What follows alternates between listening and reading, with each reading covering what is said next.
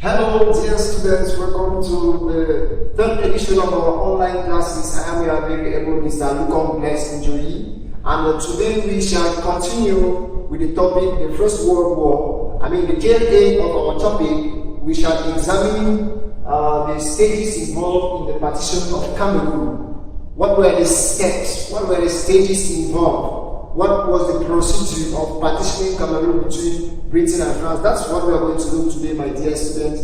And I urge you to remain focused so as to grab all the knowledge that I'm about to disseminate to you guys this morning. So my dear students, before we begin, it is very, very important for us to recall what we did in our previous lesson, which is no other thing than reasons for the failure of the joint Anglo-French condominium, with also the reasons that led to the failure of the joint Anglo-French condominium. And my dear students, as a result of the failure of the joint Anglo-French condominium, the British and the French were left with no other choice than to partition Cameroon into two among themselves. And that's what we shall be examining today. We shall examine the stages involved in the partition of Cameroon, or how Cameroon was partitioned.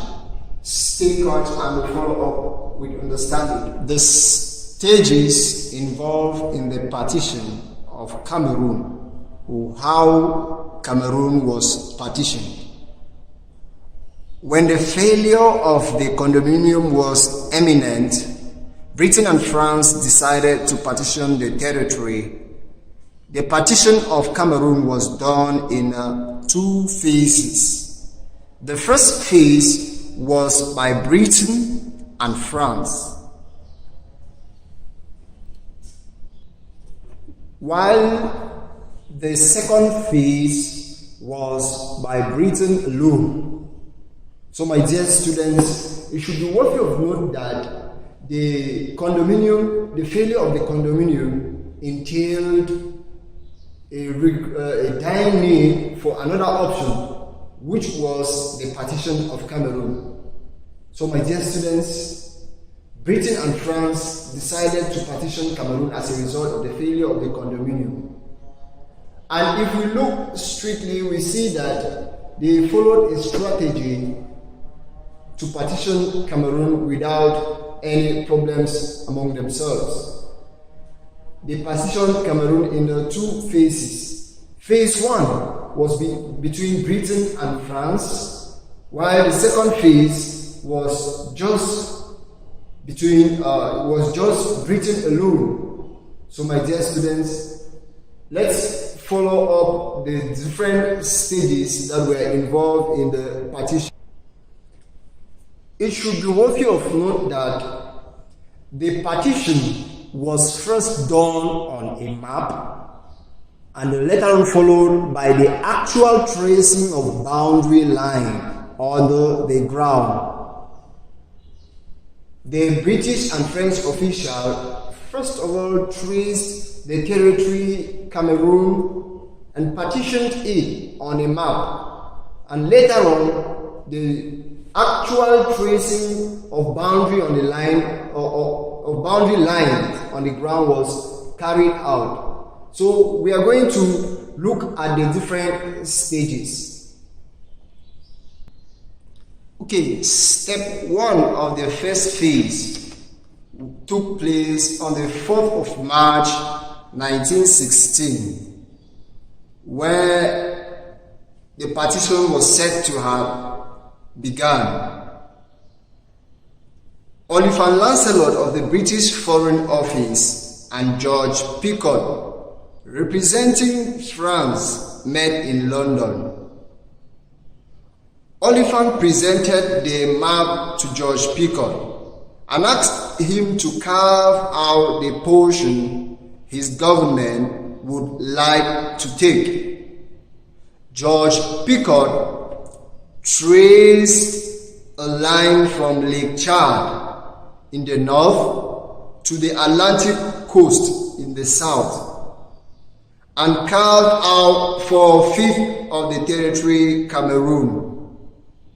Britain was left with just 1/5 of the territory.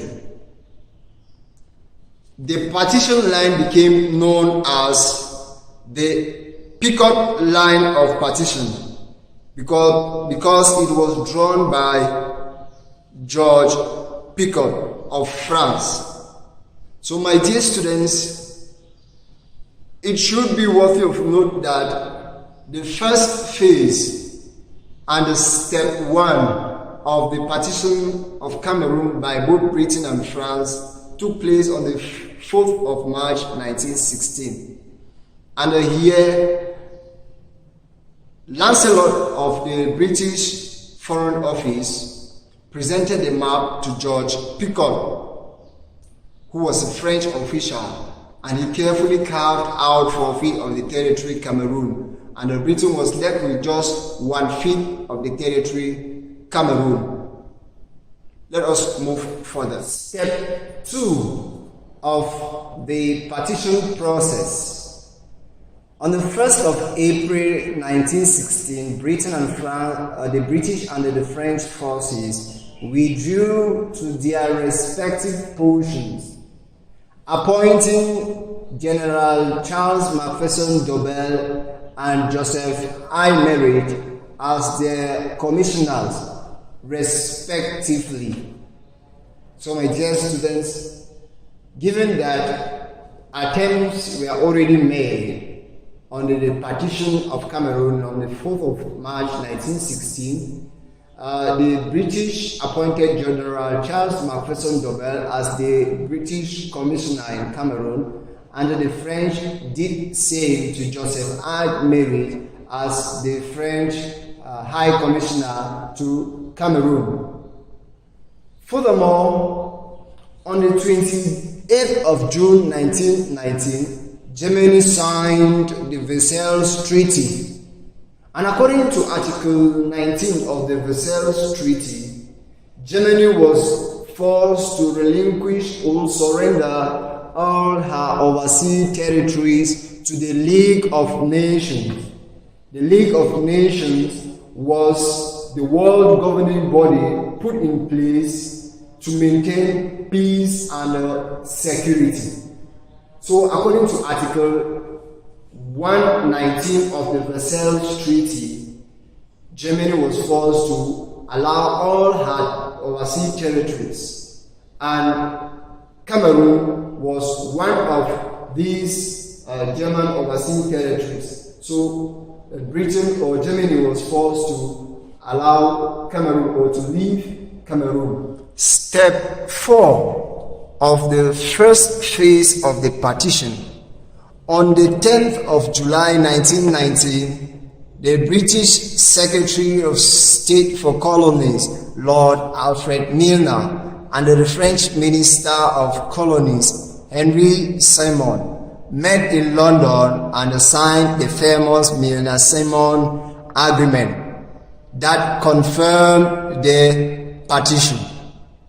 My dear students, as we've all heard, on the 10th of July 1919, the British Secretary of State for Colonies, Lord Alfred Milner, and the French Minister of Colonies, Henry Simon, met in London and signed the famous Milner-Simon Agreement, which confirmed and recognized the 1916 partition of Cameroon.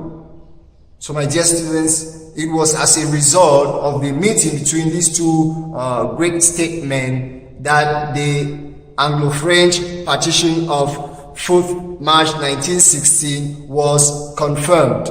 The last but not the least step of the first phase of the Anglo-French partition of Cameroon was in 1920, where the League of Nations recognized the partition according to Article 22 and 23.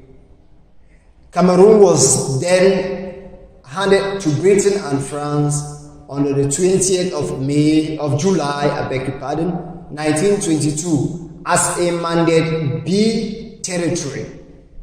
Yes, given that Britain and France had done their own part of the partition of Cameroon, it was time now for the high authority, which happened to have been the League of Nations by then, to recognize this Anglo-French partition of Cameroon, and they deemed it necessary prior to Article 22 and 23 of the League of Nations to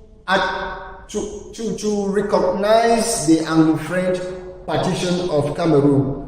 And on the 20th of July 1922, Britain and France was trusted with the territory Cameroon, and Cameroon was named a Mandate B territory. Mandate B territory means a country which is about ripe for independence but cannot stand on her own. So Britain and France were trusted with this territory and given to them to control it on behalf of the League of Nations.